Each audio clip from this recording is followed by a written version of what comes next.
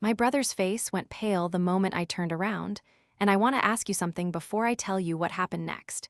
If the person who was supposed to protect you spent 20 years proving they never would you feel guilty about what you finally did to protect yourself? Some people in my family still think I went too far that day. I need you to tell me. The room smelled like white lilies and old wood polish. My grandmother's casket sat at the front of the chapel at Evergreen Memorial on Sycamore Avenue, draped in the pale blue she had asked for in a letter she left with her attorney 3 years before she died. The portrait they had chosen for the easel beside it was one I had never seen, taken at my cousin Renata's wedding in the summer of 2017, my grandmother in a yellow dress, laughing at something off camera. She looked like herself in it. That was the right choice, even if I had not been the one to make it. There were 43 people in those pews. I know because I had counted them when I walked in, the way I count things when I am managing something internally that I cannot afford to show on my face. My daughter, Lily, had been holding my hand since we left the parking lot. She was wearing the dress we had found at Nordstrom the week before, navy blue, a white collar, something my grandmother would have approved of immediately. She was 8 years old, and she had loved my grandmother with the specific and uncomplicated devotion that children have before the world teaches them that love is supposed to be conditional. When my brother Marcus stood up from the front pew and said what he said, Lily's hand tightened in mine, not because she fully understood, but because the room had gone so quiet so suddenly that she felt it the way you feel a change in air pressure before a storm. I did not cry. I want to be clear about that. I did not cry because I had been preparing for something like this for a long time. Not this exact moment, but something. The shape of it had been forming for years, and by the time it arrived in that chapel, I was ready in ways Marcus could not have imagined. To understand what I did next, you need to know where I had been. My mother's name is Constance, and she has 3 children. Marcus is the oldest by 4 years, then me. Then my younger sister Dana, who is 7 years younger than I am and has, in the tradition of youngest children in families like ours, spent most of her adult life successfully pretending that the family dynamics that shape the rest of us simply do not apply to her. She is not a villain in this story. She is something more complicated than that. She is a person who found it easier to agree. We grew up in Millhaven, which is a suburb 40 minutes outside of the city that has a Whole Foods now, but did not when I was a child. My father, Raymond, was an accountant at a regional firm called Pritchard and Associates. He was good at his work. He was not good at many other things, and when I was 14, he left my mother for a woman named Sandra who worked in the firm's administrative office. He and Sandra had a daughter together. Her name is Lily. Yes, he named her that too. The coincidence, if you want to call it that, is something my mother has never fully recovered from, and when I chose the same name for my own daughter 12 years later, Constance did not speak to me for 6 weeks. I did not choose the name to wound her. I chose it because I had always loved it, and because by that point, I had made a decision to stop organizing my life around what my mother's feelings could tolerate. My father maintained 2 separate orbits after the divorce. In one orbit, there was Marcus and me and Dana, and the child support payments that came on the 14th of every month, and the every other weekend schedule that he followed without fail until I turned 17 and stopped going. In the other orbit, there was Sandra and their daughter, and a house in Claremont Heights that my mother described to anyone who would listen as evidence of something she could never quite name directly, but implied constantly. My grandmother, my mother's mother, Eileen, was not a woman who chose sides easily. She had grown up during a time when family meant something specific and inflexible, and she worked within that definition for most of her life. But she was also a woman who noticed things, who remembered things, who, in the last 5 years of her life, made decisions that I only fully understood after she was gone. She had invited Lily, my daughter, to her house for Christmas for the first time 2 years before she died. She had sent her a birthday card every year since she was born, with a $20 bill inside folded into a small square. When my daughter was 5 and lost her first tooth, my grandmother had called her on the phone to tell her that the tooth fairy in our neighborhood was particularly generous because the streets were wider there and the houses were farther apart, which meant the tooth fairy had more time to visit properly. My daughter had believed this completely and had told the story to her kindergarten class the following Monday. My mother had never invited Lily to anything. Marcus had never once acknowledged that she existed. I want to give you the specific incident that started everything, because I think without it the rest of this story is harder to understand. It was November of 2016. Lily was 2 years old. I had brought her to Thanksgiving at my mother's house because her father, my ex, Derek, had his family in town and we were sharing the holiday. Lily was in a portable high chair at the end of the dining room table. She was eating the sweet potato from my plate because I had not brought her food processor, and my mother had not offered to have any soft food available, even though I had called ahead and asked twice. At some point during the meal, my Aunt Patricia, who is my mother's older sister and who has always treated cruelty as a form of intimacy, looked at Lily in her high chair and said to my mother loudly enough for the entire table to hear, "She has her father's eyes." Meaning Derek, who is black. This was not a compliment. It was a categorization. My mother said nothing. Marcus said, "Well, she didn't get them from our side." Dana laughed, then stopped, then looked at her plate. I lifted Lily out of the high chair and took her to the kitchen and fed her the rest of the sweet potato leaning against the counter. I stayed in the kitchen for 14 minutes. I counted. I went back to the table when I was sure I could sit down without saying what I was thinking, which was that I was done pretending this family was something I needed to protect. I had been making a list for years, not a written list, a mental one. The kind you keep when you have been told often enough that your understanding of events is incorrect, that you are too sensitive, that you should let things go, that family is family, that Constance has been through so much, that Marcus doesn't mean it, that Dana is just uncomfortable, that you should think about how things look from their perspective. Here is what the list looked like by November of 2016. In January of 2009, I had just started at my first real job out of college, a junior analyst position at Hargrove Financial Partners in the downtown office. I was 23 years old and making $38,000 a year, which in that city at that time was a respectable start. I had told my mother about the position when I got it, and she had said, "That's good, sweetheart. Just don't get too attached. Those kinds of companies let people go all the time." She said this while Marcus, who had just finished his second year of law school, was being discussed at the dinner table as though he were already a partner somewhere. He was not. He would not pass the bar until his second attempt, in October of 2010, a fact that was presented to the family as evidence of thoroughness rather than difficulty. In March of 2011, I had received my first promotion, senior analyst, with a salary adjustment to $54,000 a year. I had told no one in my family because I had already learned that telling them things required managing their responses to the things I told them, and I was tired of that particular labor. My mother found out from Dana, who had seen a piece of mail at my apartment. She called me to say, "Dana mentioned you got a raise. That's good. Are you still seeing that man from the gym?" The man from the gym had ended 3 months earlier. She had been told this. She had not retained it. In August of 2013, I enrolled in the evening MBA program at Caldwell University. It took me 31 months to finish. I attended classes 3 nights a week and every other Saturday. During those 31 months, I also worked full-time, managed a promotion to associate director, and started running in the mornings because it was the only time of day that belonged entirely to me. I did not tell my family I was in the program until I was 8 months from finishing, because I did not want to answer questions about it for 2.5 years, and because I knew with certainty that Marcus would find a way to position it as less significant than it was. When I told Marcus I was finishing my MBA, he said, "At Caldwell, is that accredited?" He asked this without changing his expression. He asked it the way you ask something when you already know the answer you want to give is yes, it is, but you're hoping the question alone will land. "It is," I said. "Good," he said. "Good for you." He looked at his phone. If you have ever been counted out by someone who should have known better, you already know what that silence feels like. In February of 2015, I bought my first property. It was a 2-bedroom condominium in the Ashford Park neighborhood, which at the time was considered a transitional area by people who use that phrase to mean something they don't want to say directly. I paid $162,000 for it.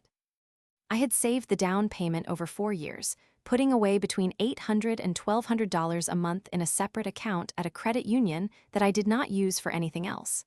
I had a mortgage on the remaining portion, and I paid it myself every month without difficulty.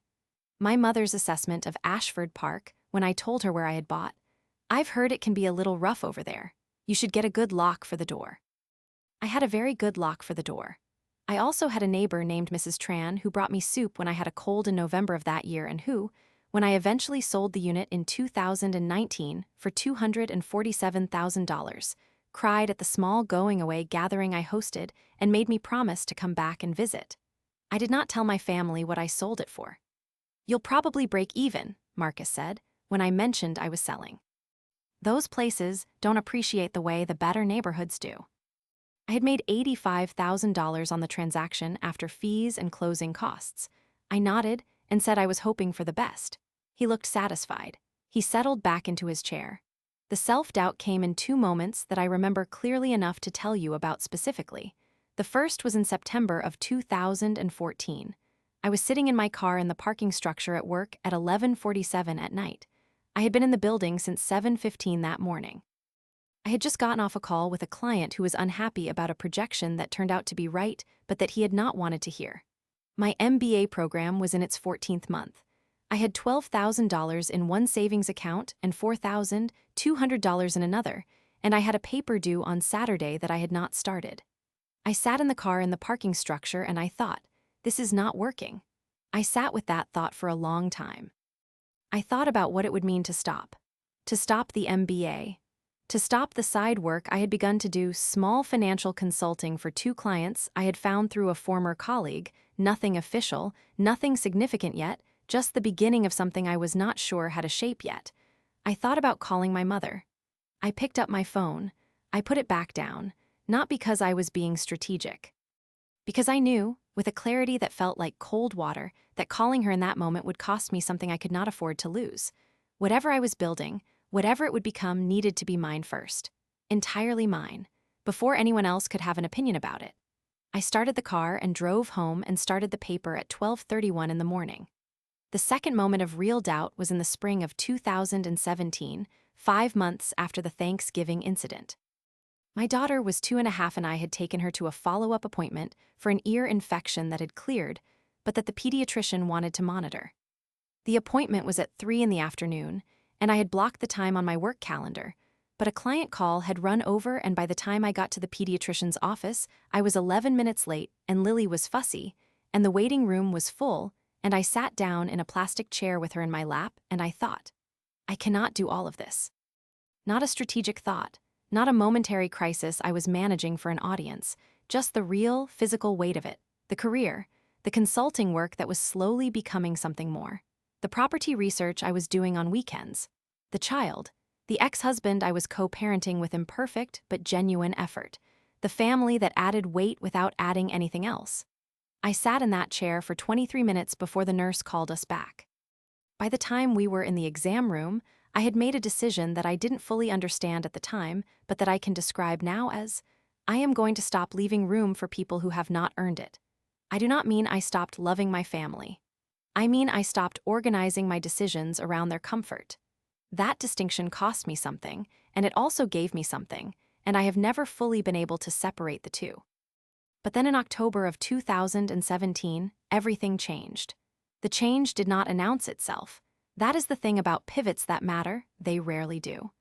I was sitting at the small desk I had set up in the second bedroom of the Ashford Park condo, the room that would have been a nursery if things had gone differently, but that I had claimed instead for work. It was a Tuesday evening, 7:43, and Lily was at Derek's for the week.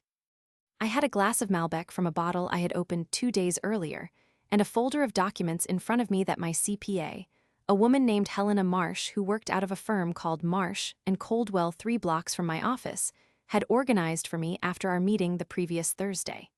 Helena had asked me, at the end of that meeting, a question that no one in my family had ever thought to ask. What is the end goal here? Because based on what I'm seeing, you have the foundation for something significant. But you need to decide what you're building toward before you can build it efficiently. I had sat with the question for 4 days. I had taken notes on the question in the margin of a legal pad I kept in my bag. I had run the question through my head during the commute, during the run at 6:15 every morning, during the 11 minutes I spent in the pediatrician's waiting room a week later at a different appointment. The answer I arrived at was this: I wanted to own something. Not manage, not advise, own. A business with my name on the formation documents, with clients who were mine, with revenue that was not contingent on someone else's decision to promote me or retain me or consider me for the next level. I had been doing informal consulting for 3 clients for just under 2 years by then. The combined revenue from those 3 clients in the previous 12 months had been $41,000, paid to me personally, reported accurately to Helena, taxed accordingly. It was not a business. It was a set of relationships that had the potential to become one. In November of 2017, I filed the Articles of Organization for Meridian Advisory, LLC, with the Secretary of State's office. The filing fee was $160. I paid it with a check from my personal account and mailed it on a Wednesday morning before work, dropping it in the blue mailbox on the corner of Hargrove Street 2 blocks from the office, which I had chosen specifically because it was nowhere near any place my family might happen to be. I am going to tell you why I kept it private, because I think without understanding that decision, the rest of this becomes harder to follow. It was not simply that I wanted to surprise them. It was not a game. The reason I kept Meridian private was specific and calculated. I knew, based on 14 years of accumulated evidence, exactly what would happen if I told them.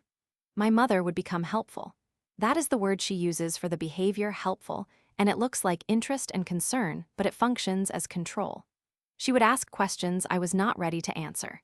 She would share information with Marcus, because she has never, in my memory, kept information from Marcus. Marcus would have an opinion.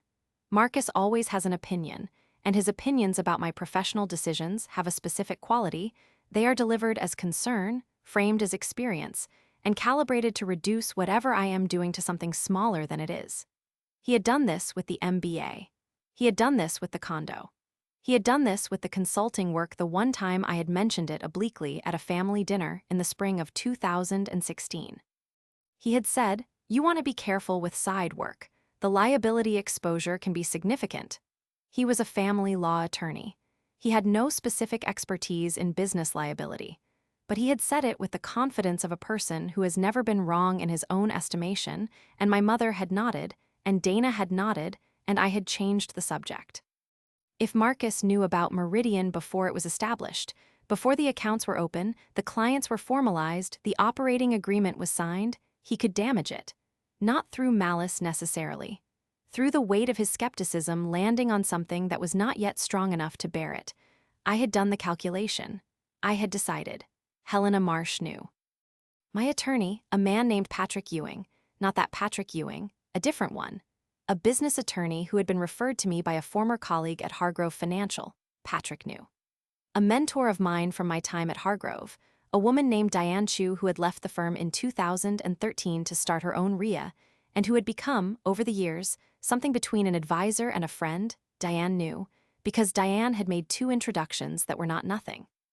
She had introduced me to what would become my 4th client, a manufacturing company owner named Gerald Patel, who was looking for a fractional CFO arrangement.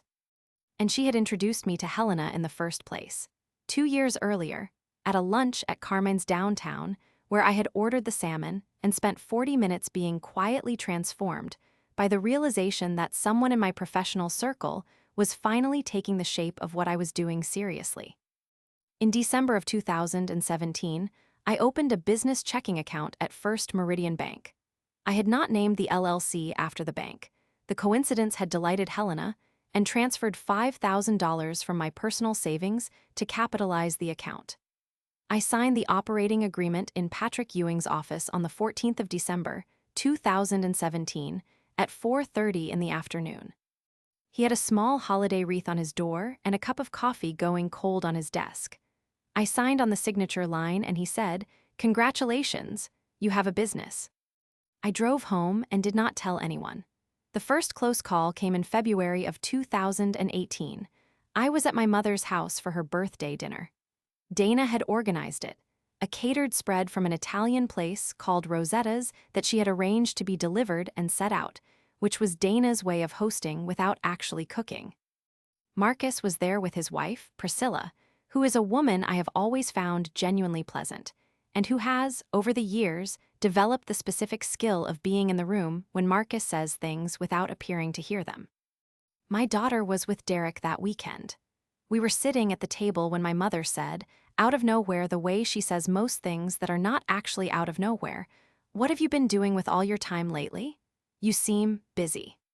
The word busy landed with a particular weight. She did not mean productive, she meant unavailable. She meant I had missed 2 of her calls the previous week. "Work has picked up," I said. "I've taken on a couple of additional projects." "At Hargrove?" "Related to Hargrove," I said, which was true. The clients I was serving through Meridian were not Hargrove clients. I had been meticulous about that, and Patrick had reviewed my non-compete with care, but the work was related to the same industry, the same skill set. I was not lying. I was answering a slightly different question than the one she thought she was asking. "You should make sure they're paying you for the extra work," Marcus said. He cut a piece of bread with more precision than was necessary. "Companies will take everything you give them and call it part of the role." "I'll keep that in mind," I said. "Have you asked about a promotion?" Priscilla asked. She meant it kindly. "I'm working on something," I said. "Good," my mother said, and refilled her water glass, and the conversation moved to Dana's new apartment, and I sat there with my wine and felt the near-miss move through my chest like a stone dropping into water. Quiet, specific, gone quickly. I kept my mouth shut, which, if you know me, is either impressive or terrifying. The second close call came in July of 2018, and it was more serious. I had been invoicing my clients through a separate email account, Meridian Advisory, hosted through a service that was not connected to any of my personal accounts or devices. I was careful. I had been careful from the beginning. But in July, Gerald Patel, the manufacturing client, the referral from Diane, called my personal cell phone because he had misplaced the business number and wanted to confirm a meeting time. He called at 6:52 in the evening. I was at my sister Dana's apartment, the new one she had mentioned at my mother's birthday dinner, helping her assemble a bookcase from IKEA. I stepped into the bathroom to take the call. Gerald is not a quiet man. He has the voice of someone who spent 20 years on manufacturing floors and never fully adjusted to the volume reduction of an office setting. "Just confirming Thursday at 2, he said. "And I wanted to run something by you. My CFO has some questions about the Q3 projection." "Thursday at 2 works," I said. My voice was level. I was sitting on the edge of Dana's bathtub. "Can you have him send the specific questions to the email? I'll review before we meet." Sure.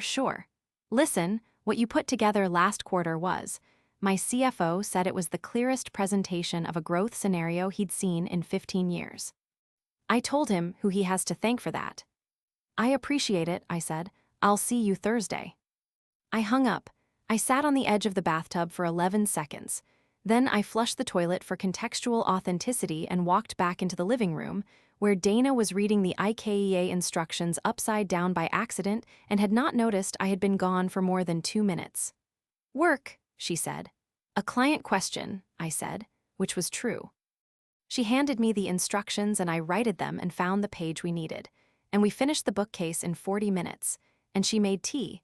And we sat on her new couch and watched the first 40 minutes of a movie we had both already seen. And she never knew.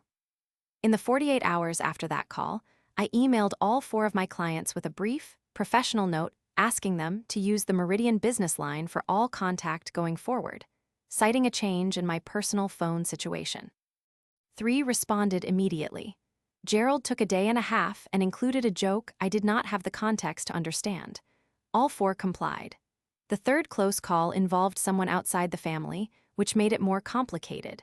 Her name was Rosario, and she was the assistant to a real estate attorney I had worked with on the sale of the Ashford Park condo. She was not connected to my family in any way that I knew of. But in September of 2018, I ran into her at the Whole Foods on Meridian Avenue. I am aware of how the address sounds, and she was with a woman I recognized after a moment as my Aunt Patricia. Patricia, my mother's sister, the one from Thanksgiving. Rosario and Patricia were standing near the prepared foods section, and Rosario saw me first. She smiled and said, "Oh, how are you?" I was just telling, and I made eye contact with her over Patricia's shoulder with a look that I had never used in my professional life and hoped I never would again, and Rosario, who is a genuinely perceptive human being, stopped herself mid-sentence. She said instead, "I was just telling my friend here about this soup they have. It's very good." Patricia turned and saw me. "Oh, sweetheart, I didn't know you shopped here. A little expensive for my taste." "I live nearby," I said. We spoke for 4 minutes. It felt like 35. Patricia asked about my mother, asked about my daughter, said something about Marcus's firm that I did not retain because I was watching Rosario the entire time with the peripheral focus of a person managing a situation that has a very small margin for error. After Patricia left, Rosario and I stood in the prepared foods aisle for 30 seconds. "I don't know what that was," she said. But I figured I shouldn't say it. "I appreciate it," I said. "I'll explain someday when it's less complicated." "No need," she said. And she picked up her soup and left. In the 48 hours that followed, I reviewed every document, every contract, every email thread connected to Meridian to confirm that nothing with my name on it was findable through a casual search. I called Patrick and asked him a question about the public record of the LLC filing, and he explained that while the filing itself was a matter of public record, the probability of a family member stumbling onto it without knowing to search for it was essentially zero. He said essentially zero in the careful way attorneys say things when they mean very low but won't commit to never. "Understood," I said. "Is there something I should know?" he asked. "Not yet," I said. He did not push. That is one of the things I appreciate about Patrick. The fourth close call, the one that almost ended everything, happened in March of 2019. My grandmother Eileen had been ill since the previous autumn. Nothing sudden, her heart had been a concern for years, and the previous October, a hospitalization had resulted in a more serious conversation with her cardiologist about what the next phase of her care needed to look like. She was living at home with assistance from a part-time aide named Vera, and my mother had appointed herself the primary coordinator of Eileen's care, with the enthusiasm of someone who had been waiting for a role that required this specific kind of authority. In March, Marcus called a family meeting at my mother's house to discuss Eileen's estate planning, by which he meant that he had been speaking with Eileen's attorney and had information he wanted to share, and also opinions he wanted to deliver. I arrived at 7:15. Dana was already there. Priscilla was not, which I noted. We were sitting at the dining room table, the same table from every Thanksgiving, every birthday, every family meeting going back 20 years, and Marcus had a folder in front of him that he kept touching but not opening. "Grandma has updated her documents," he said. "Her will?" Dana asked. "Her will, her trust, her healthcare directive." He looked at me.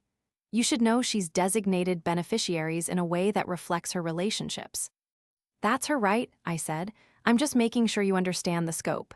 He touched the folder again. "The estate is not small." "I wasn't aware of the details," I said, which was true. Eileen and I had talked many times in the past year. She had told me things that I had not told anyone. But the estate documents were hers and I had not asked.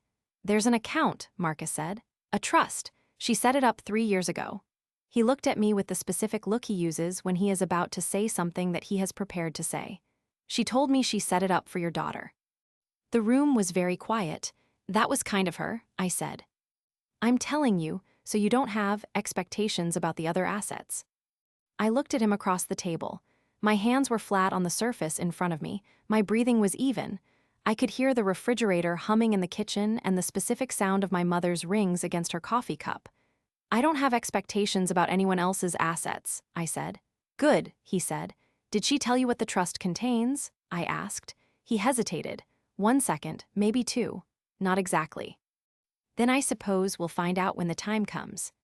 He closed the folder, he looked at it, he looked at me. Something in his expression shifted the confidence recalibrating, readjusting. And then he looked at Dana and started talking about something else. And I sat there with my hands flat on the table and thought about a phone call I had received from Eileen in December of 2018, 3 months earlier, when she had asked me to come to her house alone on a Saturday morning and had made me tea in her kitchen and had told me, in the specific and deliberate way she had of telling things that mattered. What she wanted me to know. I was not going to tell Marcus what she had said. I was not going to tell anyone. Not yet. The truth is that by the morning of the funeral, I had spent 2 years and 4 months building something that was real in every way that the law and the market could make it real. Meridian Advisory LLC had, by the beginning of that year, 6 clients, 11 active contracts, and gross revenue in the previous 12 months of $412,000. I had a CPA, an attorney, a bookkeeper named James who worked remotely from a city 2 hours north, and who I had never met in person. I had an S corporation election that Helena had recommended in the second year for tax efficiency. I had a 401k plan I had established for the business and funded consistently. I had the property, not the Ashford Park condo, which I had sold, but a duplex on Faro Street in the Claremont Heights neighborhood, which I had purchased in January of 2019 for $308,000, and which had been generating rental income of $2,400 per month since March of that year. I had a personal investment account at a brokerage that was not affiliated with any of my former employers, currently valued at just over $220,000. I had built it in the gaps, on lunch breaks, at 6:15 in the morning before the run, on weekends when Lily was at Derek's, in the second bedroom of the Ashford Park condo with the door closed. I had built it in the specific quiet of a person who has learned that the work is safest before it becomes visible. On the morning of the funeral, I put on a black dress I had purchased from a small boutique called Soline in the Meridian District, a store my mother would find too expensive and too minimal and would say so if she knew, and I drove to Evergreen Memorial on Sycamore Avenue, and I took my daughter's hand in the parking lot and I walked into the chapel. I counted 43 people. I had not counted on Marcus standing up. I had not counted on what he would say. But I had counted on needing to be ready for something. And when I walked my daughter to the casket and looked at my grandmother's portrait and whispered what I whispered, I was not performing calm. I was not managing a response for an audience. I was telling her the truth. And then I turned around and looked at my brother and said the thing she had told me before she died. And his face went pale. I want to know if you would have said what I said next, because I still think about it. What I whispered to my grandmother's portrait was not a performance. I did not plan the words on the drive over. I did not rehearse them in the mirror that morning while Lily ate her oatmeal at the kitchen counter and I stood behind her pretending to check my phone. The words came out of something older and quieter than strategy. I leaned close to the photograph, that image of her in the yellow dress, laughing at something off camera, and I said, low enough that only Lily beside me could have heard, "He just showed everyone exactly who he is. I think you knew he would." Then I turned around. Marcus was still standing. That was the thing. He had stood up to say what he said, and he had not sat back down, and now he was standing in the front pew of the Evergreen Memorial Chapel on a Tuesday morning in the third week of February, 2023, and his face had gone the specific pale of a person who has just done something they cannot take back and is only now beginning to understand the full shape of what that means. I did not speak to him that morning. I took Lily's hand and walked her to a pew 3 rows from the front and sat down beside her, and I folded my hands in my lap, and I looked at the casket, and I let the service happen around me. My mother was in the front pew. She had not turned around. She would not look at me for the rest of the service. Dana was beside her, and I watched Dana look at her hands for the better part of 40 minutes, the way she does when she is processing something she has not yet decided how to feel about. Marcus sat back down after a moment. He sat down heavily, the way a person sits when their legs have made a decision before their mind has. His wife Priscilla put her hand on his arm, and I watched him pull it away slightly, and then catch himself, and then leave her hand where it was. And I thought about the very specific mechanics of a person who has spent his whole life performing confidence, trying to manage the first moment it publicly failed him. The eulogy was delivered by my grandmother's oldest friend, a woman named Eleanor Bryce, who had known Eileen for 61 years and who spoke for 12 minutes about a woman who had been, in Eleanor's precise words, unwilling to pretend she did not see what she saw. Eleanor said this was sometimes inconvenient. She said Eileen had told her that inconvenience was not the same thing as wrongness, and that people who confused the two spent most of their lives apologizing for being right. I held Lily's hand throughout. She did not cry. She is 8 years old and she had loved my grandmother without complication, and she was sitting in the pew where she had a right to sit, and she looked at the casket, and I could feel in the specific pressure of her hand that she understood something had happened in this room, even if she did not understand what. After the service, there was a reception at my mother's house. I drove there in my own car. I had decided on the drive that I was going to stay for exactly the amount of time it took for something to open up, because I had known since December of 2018, since the Saturday morning in my grandmother's kitchen with the tea she made me, that there was going to be a moment, and the moment was close. My grandmother had told me things in that kitchen. She had told me what she had done and why, and what she expected to happen next. She had told me what Marcus did not know, what my mother did not know, what the attorney had been instructed to disclose and when. She had held both of my hands across the kitchen table and looked at me with the specific directness she had always had, the quality Alina described in the eulogy, the unwillingness to pretend she did not see what she saw. "He's going to try to manage this," she had said. "Let him. He's not managing anything, but let him think he is for a while longer." I had said I could do that.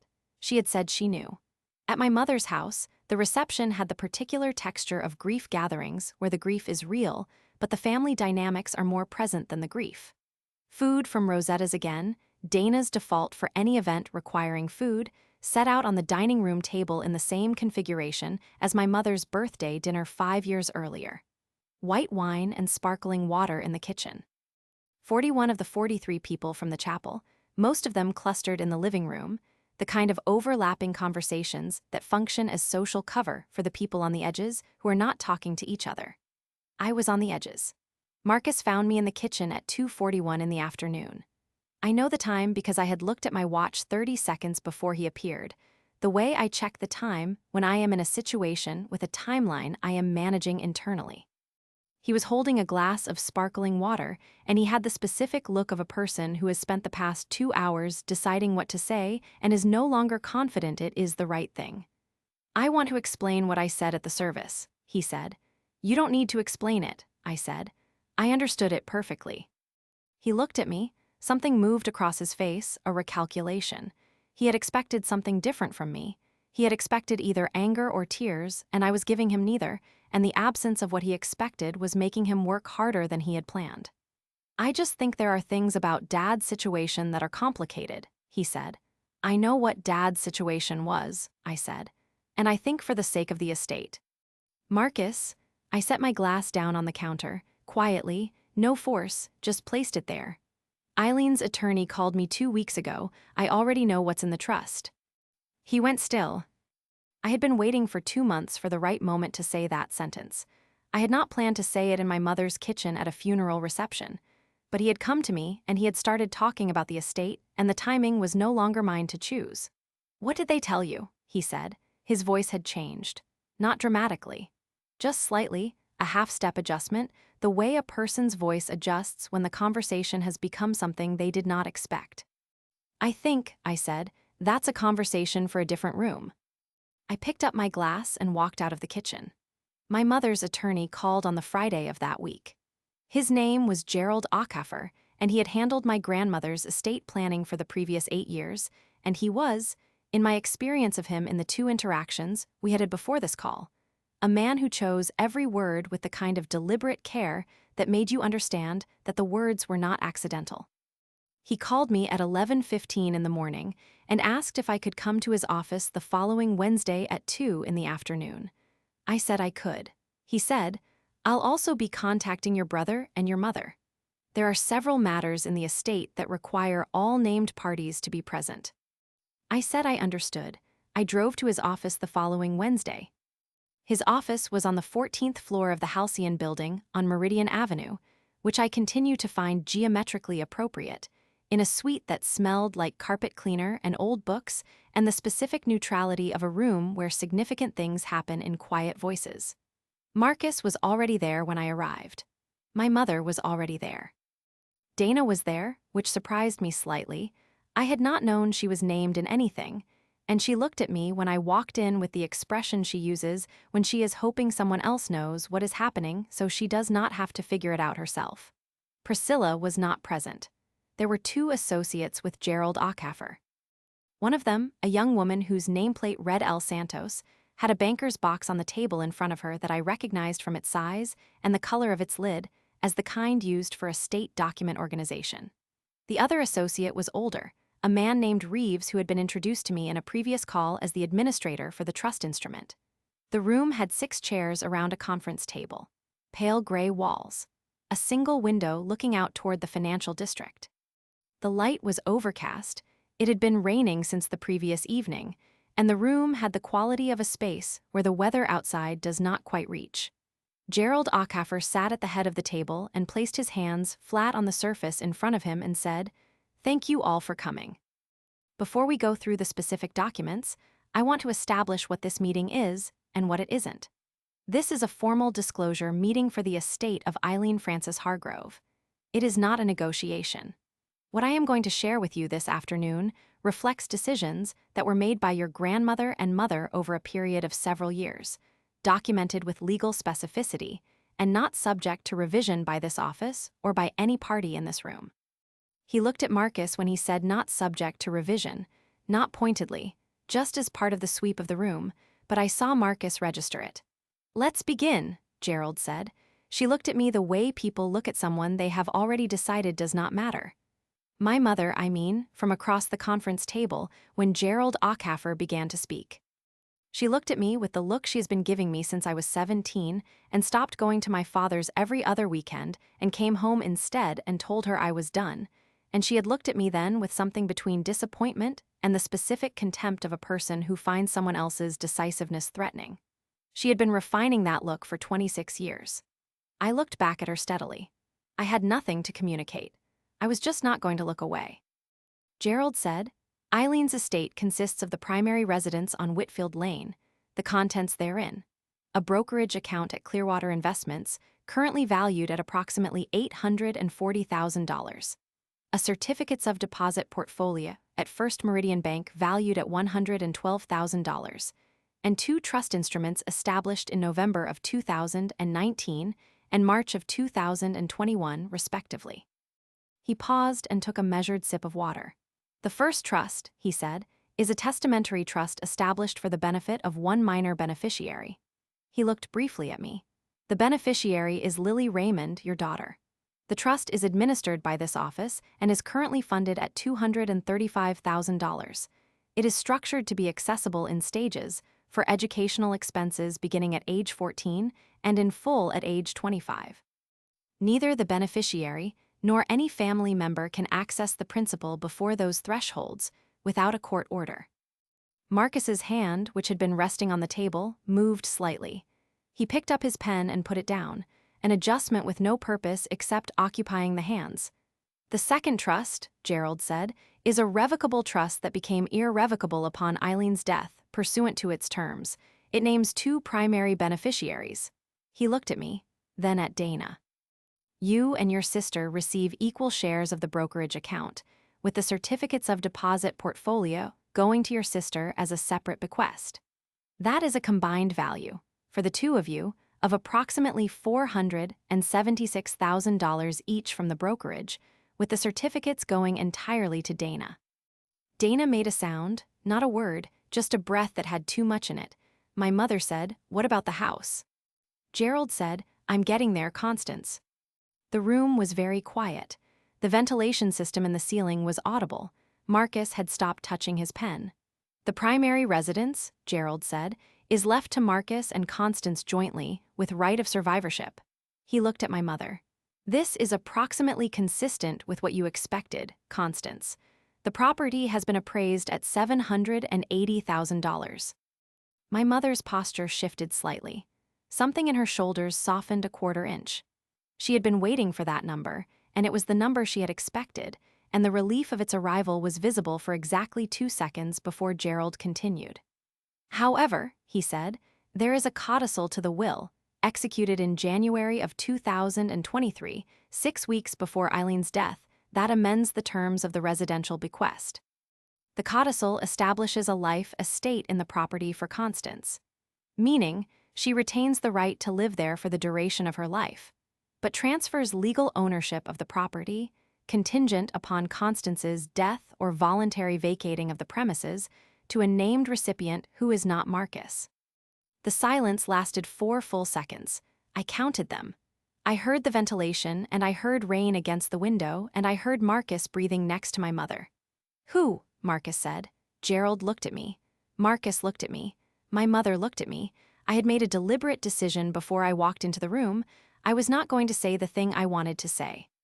Whatever the impulse was, to tell him that this was for Thanksgiving of 2016, And for the bar exam, he failed the first time that everyone pretended was thoroughness. And for every time he said good for you in the voice that meant the opposite, I was not going to say any of it. Because Eileen had not given me the house for me to perform something with it. She had given it to me for reasons she had explained clearly on a Saturday morning in her kitchen, and the reasons were not about winning anything. They were about what she had seen over 68 years that the family had existed in its current shape, and what she had concluded, and what she had decided to do about it. It's in the document, I said. You should read it. Gerald Ackhafer said, the property transfers to your sister. He said my name. He said it clearly in the conference room on the 14th floor of the Halcyon building, while the rain came down outside and the room received it. Marcus stood up. He stood the same way he had stood in the chapel, with the energy of a person who has decided that standing is the correct response to something they cannot control while seated. He looked at Gerald and said, that was changed 6 weeks before she died. She was not in a position to. She was evaluated by her physician on the date of execution, Gerald said. He said it without any particular emphasis. Just the fact, placed on the table. The documentation of her cognitive capacity at the time of signing is part of the file. I anticipated this question. She was manipulated, Marcus said. He looked at me. You were there. You were at the house constantly in the last year. You. I visited my grandmother, I said. She asked me to. He stopped, started again. This does not reflect what she would have wanted. She wouldn't have. Marcus. It was Gerald who said it, not unkindly, but finally. Your grandmother met with me personally on 3 separate occasions between November of 2022 and January of 2023. She was specific, consistent, and unambiguous in her instructions at each of those meetings. The codicil reflects her wishes as she stated them to me directly, and as she signed them in the presence of 2 witnesses and a notary on January the 9th, 2023. Marcus said nothing. The room was the kind of quiet that has a different texture than regular quiet. It was the quiet of 5 people and 2 associates and a banker's box and the rain, and the specific quality of a situation that has finished. El Santos, the associate with the box, had placed a document on the table in front of Marcus. He looked at it. He did not pick it up. My mother said, in a voice that was the quietest I had ever heard from her, "Did you know?" She was asking me. She told me in December of 2018 that she was thinking about it, I said. She told me in January of this year that she had done it.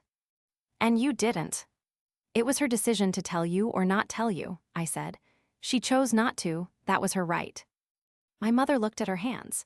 She was wearing the rings she always wears, 3 on the right hand, 2 on the left, and she looked at them the way she does when she is sorting through something privately that she does not intend to share. She has done this for as long as I can remember. When my father left, she looked at her hands for 3 days before she spoke about it in any direct terms. Dana said, very quietly, to no one in particular, Grandma knew exactly what she was doing. Nobody responded. But across the table I saw the associate Reeves make a small note on the pad in front of him, and I thought, yes, she did. If you are still here, hit like. I need to know you saw that. Marcus's composure broke in the way that composure breaks when it has been structural rather than genuine, not all at once, not dramatically, but in the specific and irreversible way of something that was holding a shape that was never quite natural. He sat back down.